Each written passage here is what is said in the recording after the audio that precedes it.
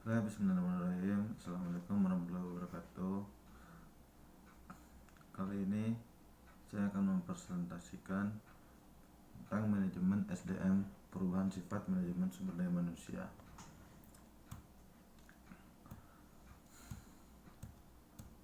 Sifat manajemen sumber daya manusia ini seperti manajemen SDM, desain sistem formal dalam suatu organisasi untuk memastikan penggunaan efektif dan efisien strategi-strategi SDM untuk mencapai tujuan organisasi. Dan siapa manajer SDM tersebut dalam melaksanakan tugasnya. Setiap manajer lini pada dasarnya adalah manajemen sumber daya manusia. Para spesialis SDM mendesain proses dan sistem yang dibantu oleh para manajer lini mengimplementasikannya. Oke, selanjutnya pemanggilan dan tanggung jawab. Di sini ada unit SDM. Yang pertama, mengembangkan teknik-teknik wawancara yang efektif, dan yang kedua, melatih para manajer lini melakukan wawancara seleksi. Yang ketiga, mengirimkan 3 calon teratas kepada manajer lini untuk keputusan akhir, dan yang keempat, memeriksa referensinya, dan yang kelima, melakukan wawancara akhir dan penempatan untuk klasifikasi jabatan tertentu. Untuk manajer lininya, di sini ada beberapa, ada 6. Yang pertama, menginformasikan dan menjelaskan kepada manajer SDM tentang jabatan yang lowong. Dan yang kedua, memutuskan apakah melakukan sendiri wawancara akhir. Yang ketiga, menerima pelatihan wawancara dari unit SDM. Dan yang keempat, melakukan wawancara akhir. Yang kelima, melakukan tinjauan atas informasi referensi. Dan yang keenam, memberikan umpan balik kepada unit SDM atas keputusan menempatkan atau menolak. Dan yang selanjutnya ada aktivitas-aktivitas SDM. Pertama, perencanaan dan analisis SDM. Yang kedua, kesetaraan kesempatan kerja, staffing, pengembangan SDM, kompensasi dan tunjangan, kesehatan, keselamatan, dan keamanan kerja, beserta hubungan industrial. Aktivitas manajemen manajemen sumber daya manusia itu seperti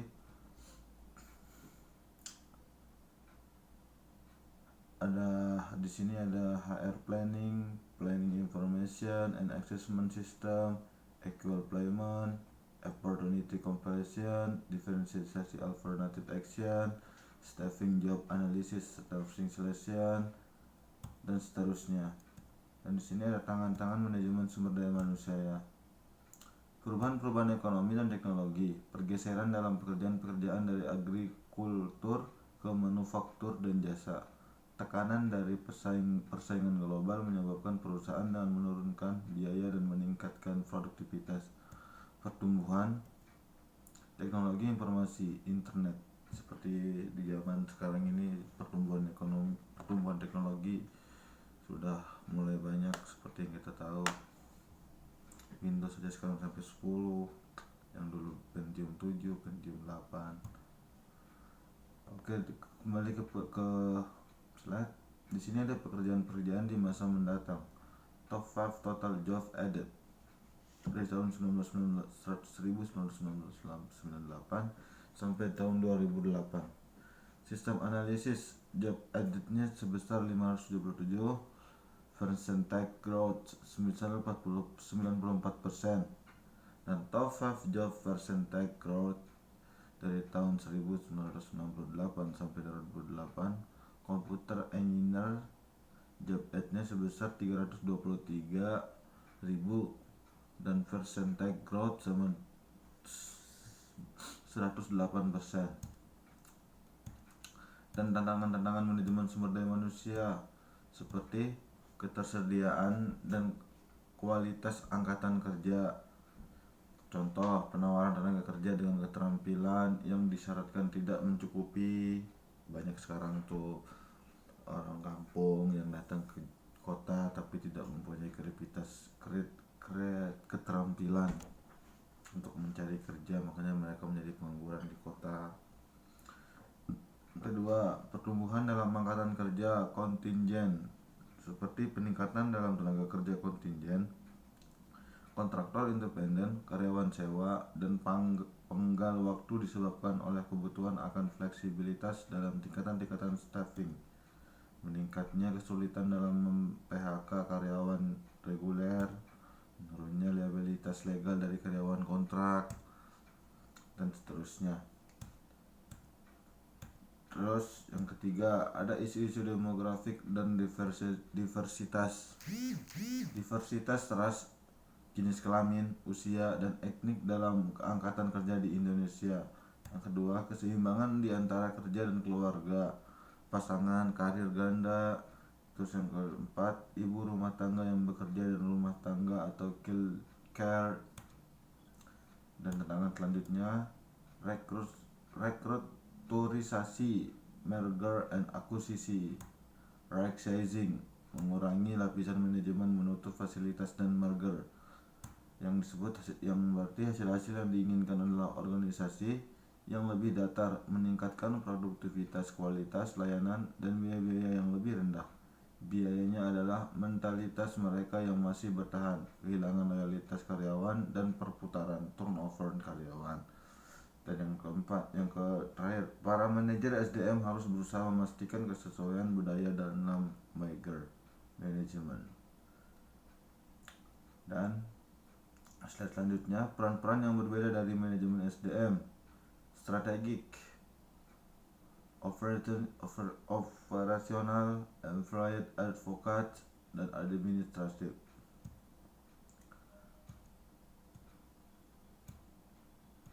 HR Management Rules. Peran administratif, clerical dan administratif, mendukung manajemen operasi atau lini. Dan peran advokasinya, manajemen krisis SDM menghadapi masalah-masalah karyawan baik yang berkaitan dengan kerja maupun tidak. Ini susah nih. Peran operasional, identification and implementation of HR program and policies, EEO, hearing, training, and other activities that support the organization. Bagaimana sumber daya manusia menggunakan waktunya? Seperti compensation 14%, benefit 14%, recruiting 12%, training 12%, general administration 8%, payroll 7%, HR information system 6%, government complaints 4%, dan order 23%. Peran strategi dari SDM. SDM menjadi suatu mitra bisnis strategik dengan memfokuskan pada pengembangan program-program SDM yang meningkatkan kinerja organisasi dan melibatkan SDM dalam perencanaan strategik pada permulaan. Yang ketiga, berpartisipasi dalam pengambilan keputusan menyangkut merger, akuisisi, dan downsizing. Yang keempat, meredesain organisasi dan proses kerja. Dan yang terakhir, akuntansi dan dokumentasi hasil-hasil keuangan dari aktivitas-aktivitas sumber daya manusia.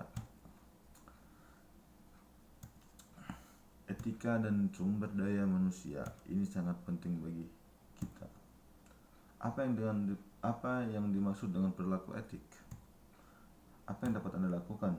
Dimensi-dimensi keputusan menyangkut isu-isu etika dalam manajemen, konsekuensi yang diperluas, alternatif ganda, hasil-hasil yang berbaur, konsekuensi ketidakpastian, dampak personal, dan yang kedua, merespon terhadap situasi etika dipedomi oleh kode etik, nilai-nilai, dan perilaku pribadi yang meliputi: yang pertama, adakah respon memenuhi hukum dan peraturan perundang-undangan?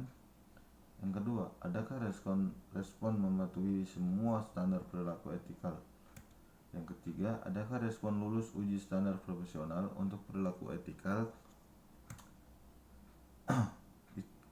Sekarang kita masuk ke isu-isu etika dalam manajemen. Bentuk-bentuk yang paling umum dari kelakuan yang tidak etis: berbohong kepada penyedia, penyalahgunaan obat-obat terlarang dan alkohol, pemalsuan catatan, dan sebagainya. Dan di isu-isu etika internasional, pemberian hadiah dan suap, banyak lah kalau yang ini. dan diskriminasi dalam perekrutan dan perlakuan. Kompetensi dan karir manajemen sumber daya manusia. HR generalis yaitu seseorang dengan tanggung jawab melaksanakan suatu variasi aktivitas sumber daya manusia. HR spesialis seseorang dengan pengetahuan dan kecakapan yang dalam suatu area SDM terbatas. Kapabilitas penting sumber daya manusia. Yang pertama, pengetahuan bisnis dan organisasi. Ini paling penting nih. Yang kedua, pengaruh dan manajemen perubahan. Yang ketiga, pengetahuan dan kecakapan khusus sumber daya manusia. Baiklah, terima kasih telah mendengarkan saya dari tadi menjelaskan atau mempresentasikan manajemen sumber daya manusia yang berjudul perubahan sifat manajemen sumber daya manusia.